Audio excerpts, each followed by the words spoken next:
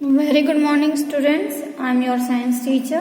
Today I will teach you science of class 7th. Now we today continue chapter 11 reproduction in plants part 2nd. In part 2nd first we discuss about the sexual reproduction. तो देखिए sexual reproduction plants के अंदर जो common method होता है reproduction का वो होता है sexual reproduction.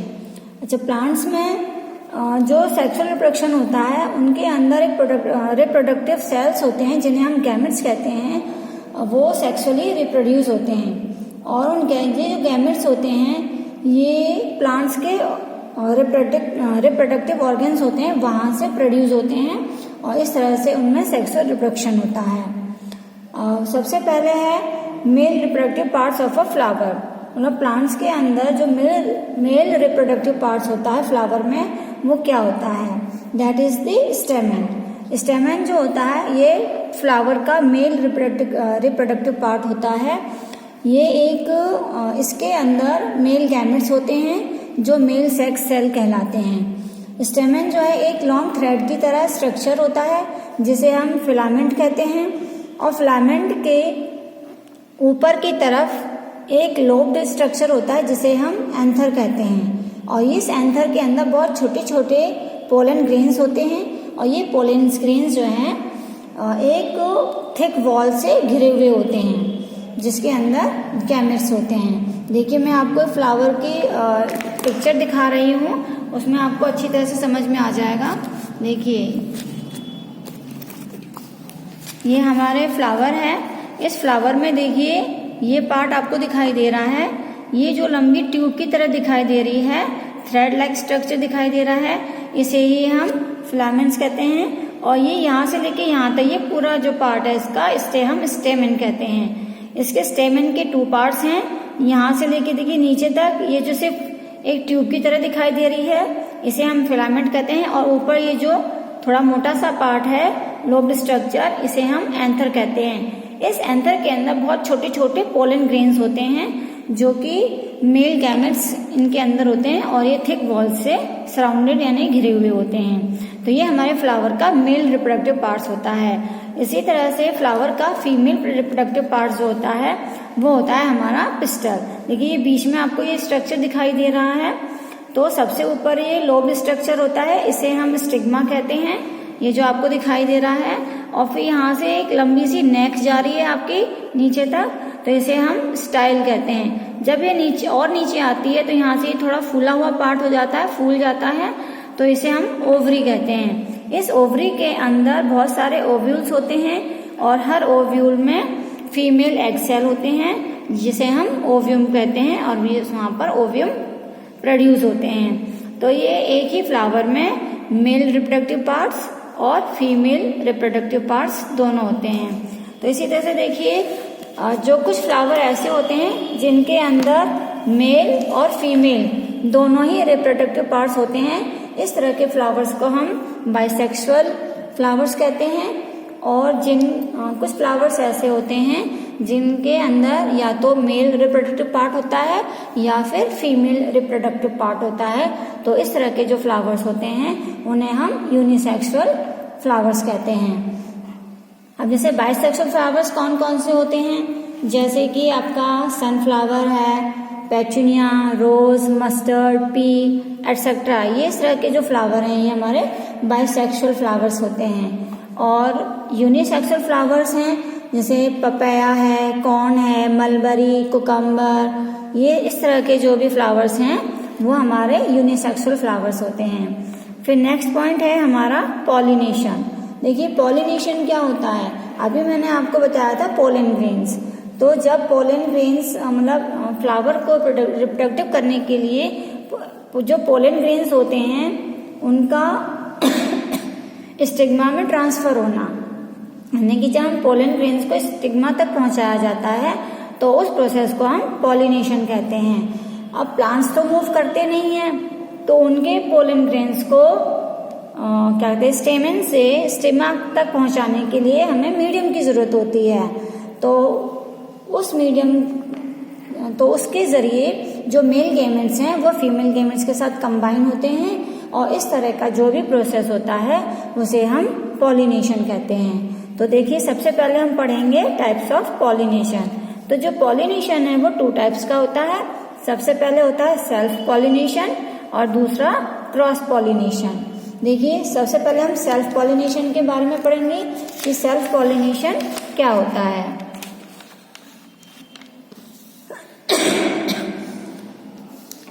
देखिए जब पॉलन ग्रेन्स जो फ्लावर्स में एंथर से स्टिग्मा तक ट्रांसफर होते हैं, यानी एक ही फ्लावर होता है, जैसे कि ये मैं अभी फिर से आपको पिक्चर दिखा रही हूँ। जैसे ये है आपकी जो फ्लावर है, ये हमारा सेल्फ पॉलिनेशन है, ये हमारे एंथर हैं, ये हमारा स्टिग्मा है। तो जब ये एंथर एक ही फ्लावर में यहाँ से स्टिग्मा में ट्रांसफर इसके अंदर गिर जाता है, ट्रांसफर हो जाता है, तो इस तरह से मतलब उसी एक ही फ्लावर के अंदर, तो इससे हम सेल्फ पॉलिनेशन कहते हैं, मतलब एक ही फ्लावर के। तो it takes only in the bisexual flower. और ये सेल्फ पॉलिनेशन सिर्फ उन्हीं फ्लावर में होता है जिनके अंदर मेल और फीमेल दोनों ही रिप्रोडक्टिव पार्ट्स होते हैं, यानी कि स्टेमन और पिस्टल दोनों एक ही फ्लावर में होंगे, तभी वो मतलब एक ही फ्लावर के अंदर वो आपस में सेल्फ पॉलिनेशन होता है। सेकेंड है हमारा क्रॉस पॉलिनेशन। क्रॉस पॉलिनेशन उनमें होता है जब एक फ्लावर के पोलन ग्रेन्स उसके एंथर से दूसरे फ्लावर के स्टिग्मा तक ट्रांसफर होते हैं। मतलब जब एक फ्लावर के पोलन ग्रेन्स दूसरे फ्लावर के, या तो वो उसी तरह का सेम फ्लावर होगा या कोई डिफरेंट फ्लावर भी हो सकता है, दूसरे प्लांट का फ्लावर भी हो सकता है। तो दूसरे फ्लावर के स्टिग्मा में जब वो ट्रांसफर होते हैं तो उसे हम क्रॉस पॉलिनेशन कहते हैं। तो जो क्रॉस पॉलिनेशन होता है वो दोनों तरह के फ्लावर में हो सकता है, बाइसेक्सुअल फ्लावर में भी हो सकता है और यूनिसेक्सुअल फ्लावर में भी हो सकता है। उसके बाद नेक्स्ट हम पढ़ते हैं एजेंट ऑफ पॉलिनेशन, यानी कि जो पॉलिनेशन होता है वो किन किन कारणों से हो सकता है। देखिए सबसे पहले है हमारा एजेंट ऑफ पॉलिनेशन। तो देखिए एजेंट हमारा जो पॉलिनेशन है वो हमारा 3 टाइप से होता है, विंड, वाटर एंड इंसेक्ट्स। तो ये जो हमारे एजेंट होते हैं पॉलिनेशन के, ये हेल्प करते हैं पोलन ग्रेन्स को एक फ्लावर के पोलन ग्रेन्स दूसरे फ्लावर के स्टिग्मा तक ट्रांसफर करने में। इसके बाद आता है हमारा नेक्स्ट पॉइंट इज फर्टिलाइजेशन। तो देखिए फर्टिलाइजेशन क्या होता है, इसके अंदर जब मेल और फीमेल गैमेट से ओव्यूल के अंदर मतलब फ्यूज होकर जाइगोट बनाते हैं, तो उस प्रोसेस को हम फर्टिलाइजेशन कहते हैं। अब देखिए जो पोलन ग्रेन्स हैं जब वो स्टिग्मा तक पहुंचते हैं तो स्टिग्मा जो स्टार्ट है उसके अंदर एक फ्लूइड निकलना शुरू हो जाता है, जिसे हम उसके अंदर शुगर होता है, और पोलन ग्रेन्स जो हैं वो सेम उसी फ्लावर के होते हैं।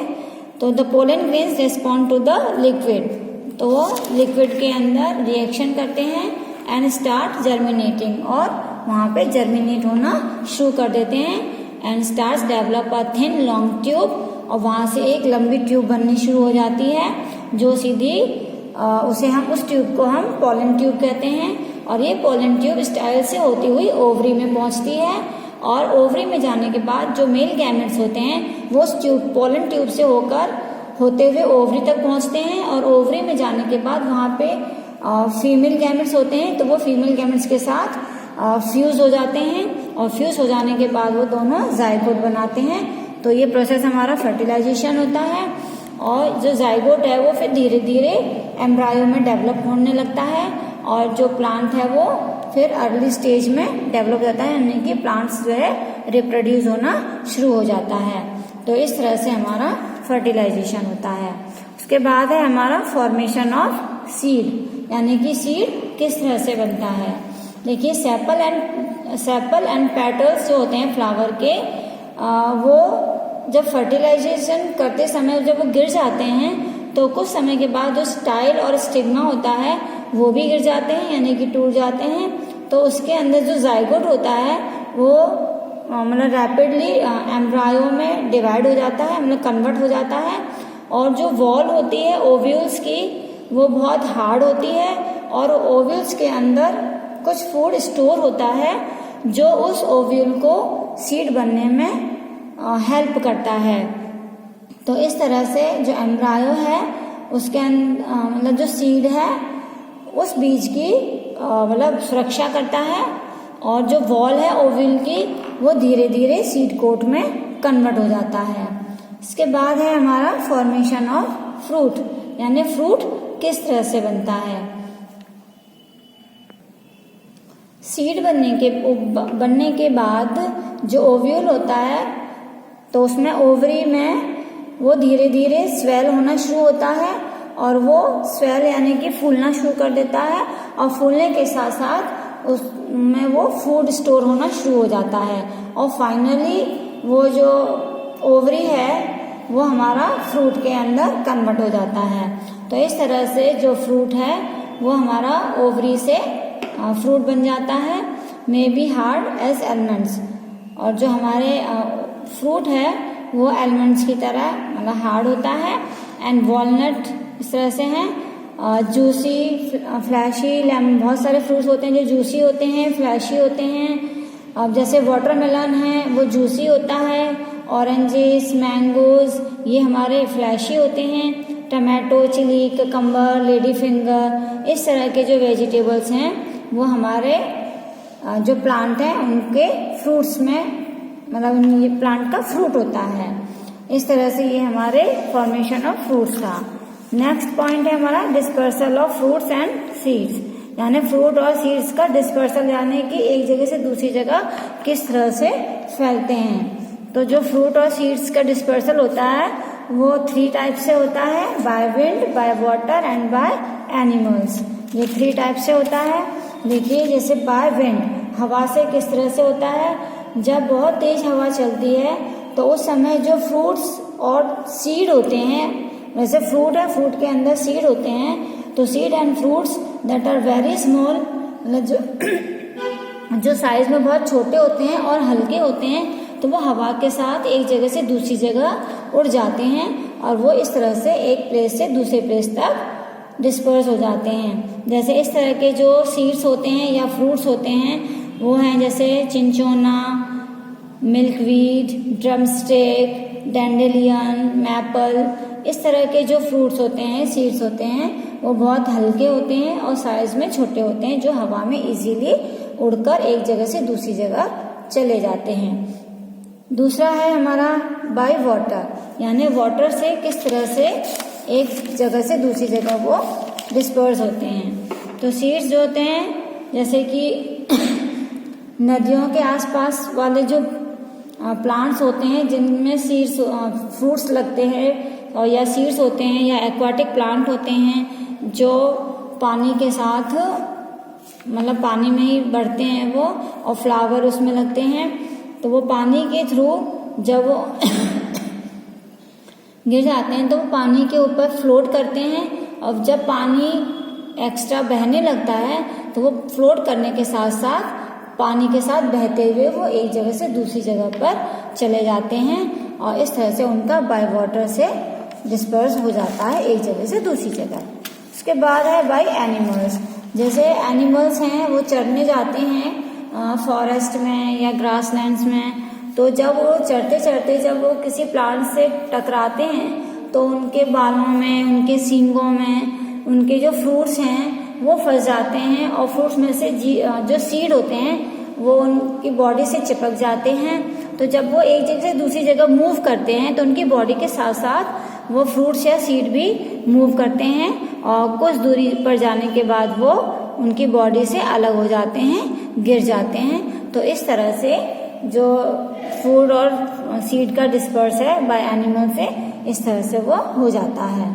तो इस तरह से this chapter is completed. Now thank you, have a nice day.